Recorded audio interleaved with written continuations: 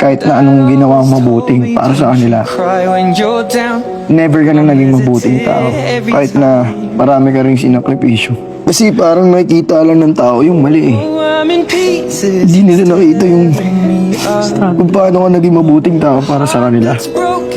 Kung ano yung ginawa mo para magawa mo yung bagay na yun para sa ikabubuti nila.